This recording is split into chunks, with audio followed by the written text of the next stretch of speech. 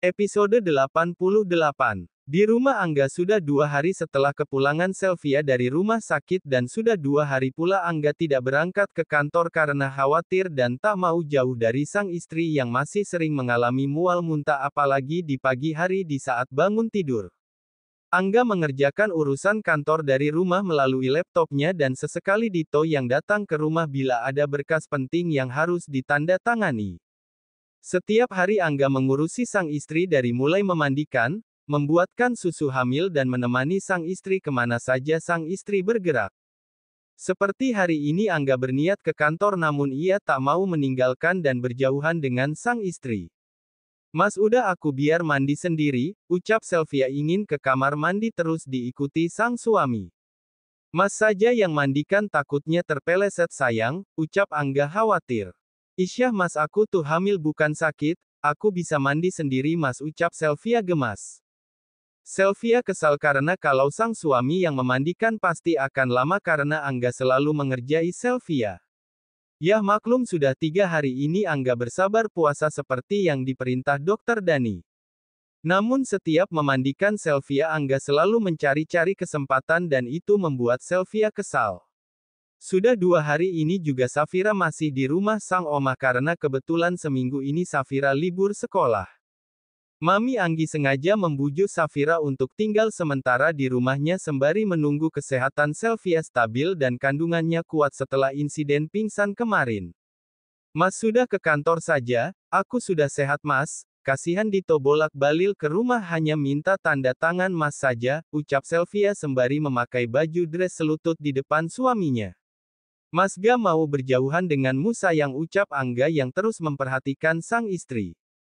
Terdengar dering ponsel Angga, ternyata telepon dari asistennya Dito.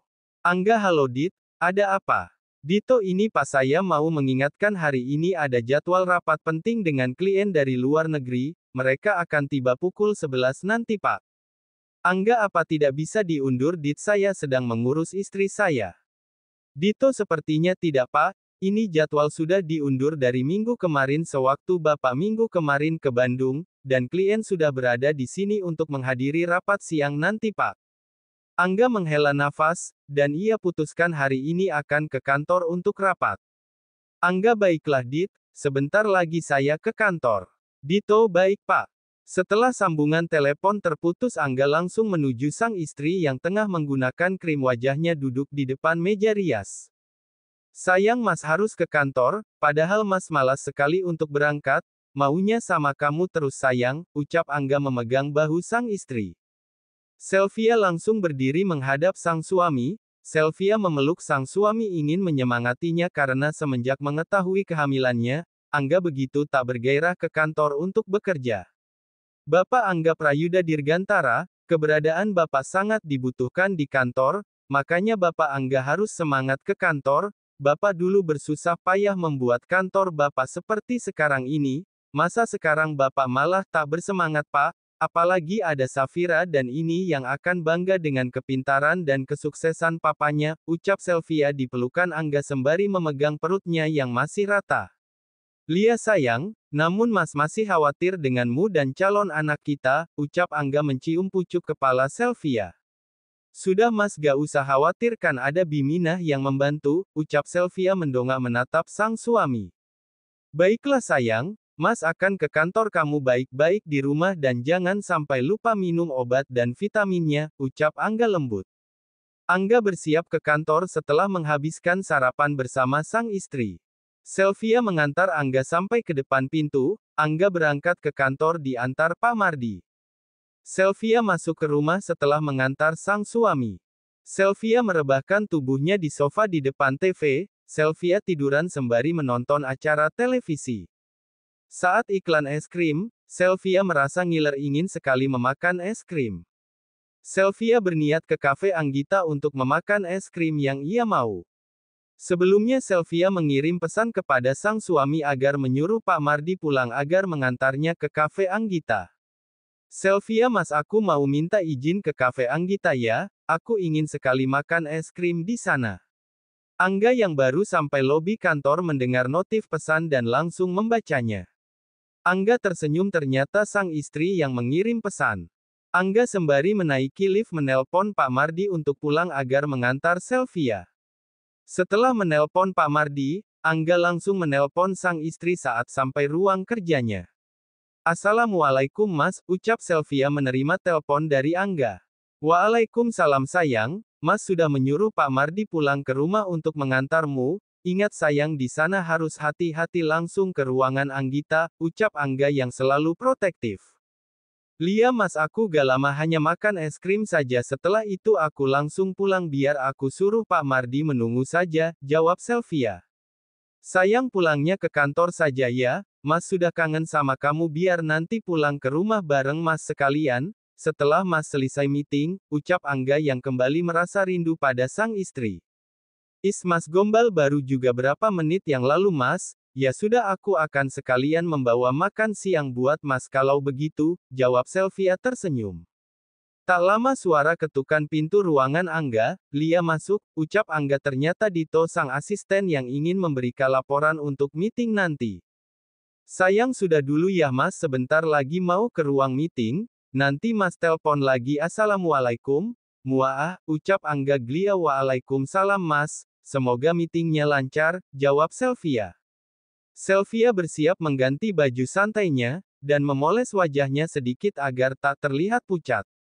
Tak lama Pak Mardi datang, dan langsung menyuruh Biminah memanggil Sylvia. "Neng Via, Pak Mardi sudah menunggu di depan," ucap Biminah saat mengetuk pintu kamar Sylvia. Tak lama Sylvia keluar sudah rapi dengan pakaian kasualnya santainya. Sylvia tampil cantik dengan dress warna putih dipadu cardigan dan sepatu sneaker putih senada dengan dressnya. Bila orang lain melihat mungkin menyangka Sylvia masih SMA dengan penampilannya. Sylvia berangkat menuju Cafe Anggita. Setelah 30 menit mereka sampai Cafe Anggita, kedatangan Sylvia langsung diserbu teman-temannya yang ingin mengucapkan selamat atas kehamilannya. "Aduh, kafe kita kedatangan Bumil," ucap Nita sahabat dekat Sylvia. "Selamat ya Bu Via," ucap teman-teman yang lain. "Selamat ya, semoga kandungannya sehat selalu," ucap teman-temannya lagi. "Makasih banyak ya teman-teman, pasti Anggita yang memberitahu," ucap Sylvia. "Lia Via, kabar gembira, kita bakal punya ponakan dari kamu," ucap Nita. Iya Nit, aku kesini sekalian pengen makan es krim coklat dan stroberi pasti seger," ucap Sylvia yang sedari tadi sudah membayangkan segernya es krim.